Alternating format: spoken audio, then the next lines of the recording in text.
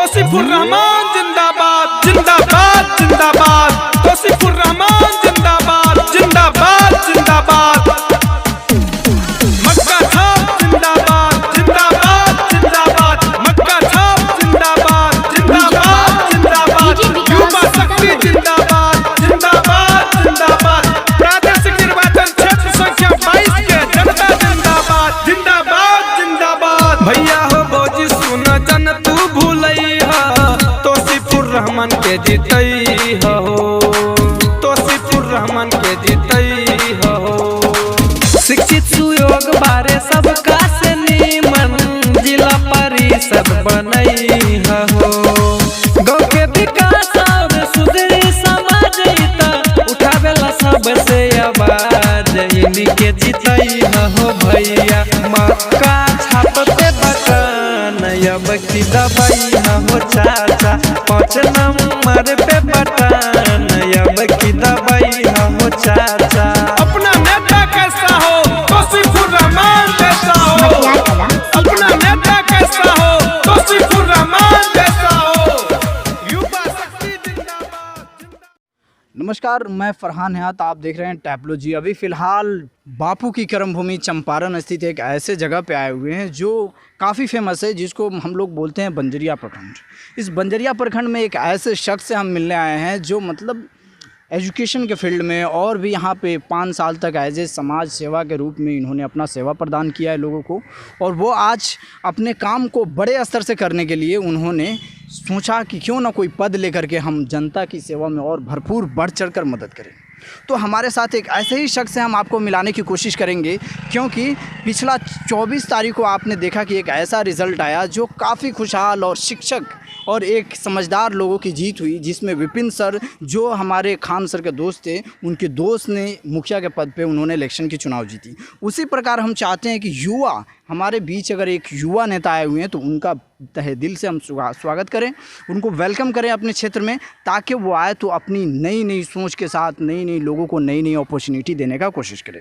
तो हमारे साथ यहाँ पे आएंगे आपके साथ मिलने के लिए, क्योंकि हम उनसे बात करने की कोशिश करेंगे कि उनका क्या आइडियोलॉजी है। हमारे साथ यहाँ पे मिस्टर तौसीफुर रहमान है जो एज ए इंजीनियर भी है यहाँ पे, तो इनसे हम बात करने की कोशिश करेंगे। अभी फ़िलहाल हमारे साथ शामिल हो चुके हैं। तो mister Tausifur Rahman, you are most welcome to Tablo ji. Thank you very much. सबसे पहला सवाल हमारी ये है कि आखिर आपको ऐसा क्या रीज़न है जिसके वजह से आपने पॉलिटिक्स में कदम डाला? इससे पहले आप समाज सेवा के रूप में 5 साल तक लोगों को अच्छा सेवा किया आपने, हर फील्ड में, हर ऑर्गेनाइजेशन से मिल करके, लेकिन ऐसी क्या ज़रूरत पड़ी कि आप पॉलिटिक्स में कदम डालें? देखिए, पॉलिटिक्स में आना ये मेरा खुद का फ़ैसला नहीं था, बल्कि मेरे साथ जो भी लोग जुड़े थे, जो आम लोग थे, जो आम पब्लिक, जो डेली रोज़ न रोज़ ब्लॉक में, प्रखंड लेवल पे या फिर ज़िला लेवल पे या फिर थानों में वो चक्कर लगाया करते थे और परेशान थे। मैं उन्हीं लोगों के आह्वान पे, उन्हीं लोगों के बुलावे पे मैं आज पॉलिटिक्स में आया हूँ और मैं एक मिशन लेकर आया हूँ। वो मिशन है मिशन शिक्षित और स्वस्थ बंजरिया। यह मिशन मैं आज से नहीं बल्कि पिछले 4 वर्षों से इस मिशन पर मैं काम भी कर रहा हूँ। तो मतलब यहाँ पे इनका सेम टू सेम मिशन आप जान गए कि शिक्षित, और लोग ज़्यादा परेशान थे ब्लॉक के चक्कर मार मार करके, इसकी वजह से यहाँ पे इन्होंने आया। तो नेक्स्ट सवाल हमारा ये है कि आप अगर जीतते हैं, आपको लोग अगर यहाँ पे एक्सेप्ट करता है, आपको विजय बनाता है, तो सबसे पहली प्राथमिकता आपकी क्या होगी लोगों के प्रति? मेरी पहली प्राथमिकता ये होगी कि मैं लोगों को मैं जन जागरूकता पे काम करूं, क्योंकि बहुत सारे लोग अभी उनके पास जागरूकता की कमी है। जागरूकता के अभाव में वो अपने अधिकार को नहीं जान पा रहे हैं, और जब अधिकार को नहीं जान पा रहे हैं, इसी कारण से वो पिछड़े हुए हैं और उनका अधिकार कहीं ना कहीं उनके अधिकार का मिसयूज हो रहा है। उसके बाद मैं शिक्षा पे काम करूंगा, चूँकि शिक्षा के क्षेत्र में हमारा क्षेत्र काफ़ी पिछड़ा हुआ है। यहाँ पे ना स्कूल में उचित प्रबंध है, पढ़ाई का व्यवस्था है, ना शिक्षक आते हैं, ना ही किसी तरह का कोई पढ़ाई का माहौल है यहाँ पे। उसके बाद मैं स्वास्थ्य के क्षेत्र में यहाँ पर काम करना चाहता हूँ। स्वास्थ्य के क्षेत्र में इसलिए चूँकि यहाँ पे एक केवल पीएचसी है और उसके बाद एपीएचसी तो है लेकिन नाम की है, लेकिन वहाँ पे डॉक्टर्स उपलब्ध नहीं हैं। ये डॉक्टर्स उपलब्ध क्यों नहीं है भाई? ये पिछड़ा हुआ इलाका है, बाढ़ ग्रसित एरिया है। कम से कम बाढ़ के समय तो आप एक डॉक्टर को उपलब्ध कर सकते हैं, या एक डॉक्टर्स की टीम को जो है कि जटवा या सिसवनिया या फिर तिरवाह के किसी इलाके में स्थापित कर सकते हैं।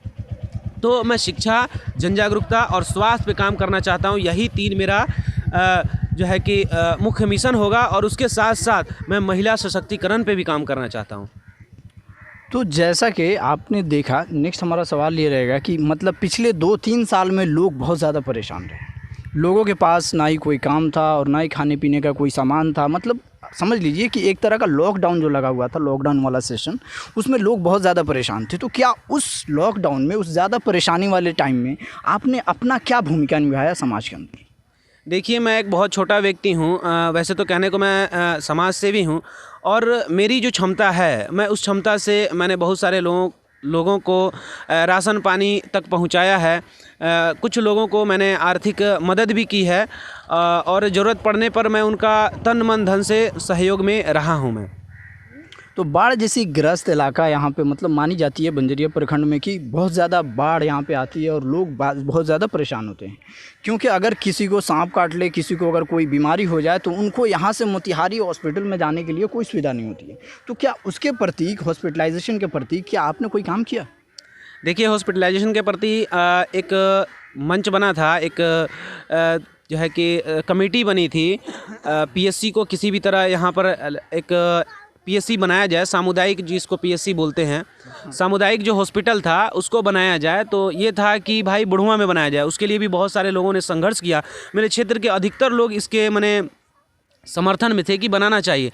लेकिन देखिए, ब्लॉक के पास में उसको बना दिया गया, और यहाँ के जिलाधिकारी ने भी उसकी सहमति दे दी है। तो इस बात का हम सभी क्षेत्रवासियों को काफ़ी दुख है, और इसके लिए हम लोग लड़ाई भी लड़ेंगे। आगे जहाँ तक होगी वहाँ तक हम लोग लड़ाई लड़ेंगे कि एक पीएससी कम से कम यहाँ पे रखा जाए, और एपीएससी जो बंद पड़ा हुआ है कम से कम उसको खुलवाकर डॉक्टर्स को उपलब्ध करवाया जाए। और एक वाटर एम्बुलेंस भी होना चाहिए, जो एक बार कॉल करने पर, वो अलग से उसकी व्यवस्था होनी चाहिए, जो एक बार कॉल करने पर लोगों तक जो है कि मुहैया हो पाए, और लोग जो है कि जो भी लोग बीमार हैं, जो लोग रोगी हैं, वो उस वाटर एम्बुलेंस का इस्तेमाल करके हॉस्पिटल तक पहुँच जाएँ। तो जैसा कि आपने इनकी आइडिया यहाँ पे आपने सुना कि इनकी क्या एम्स है, मिशन है, और किस तरह का आप लोगों के साथ भला चाहते हैं, तो नेक्स्ट हमारा ये क्वेश्चन रहेगा कि आप अगर, जैसे कि आपने यहाँ पे नॉमिनेशन कंप्लीट किया है और उसके बाद में आप अपने चुनाव चिन्ह के प्रतीक, और आपका चुनाव चिन्ह क्या संदेश देता है, इसके रिगार्डिंग आप अपने प्रखंड को क्या संदेश देना चाहेंगे? देखिए, सबसे पहले तो मैं बहुत खुश हूँ कि मेरा चुनाव चिन्ह मक्का छाप है।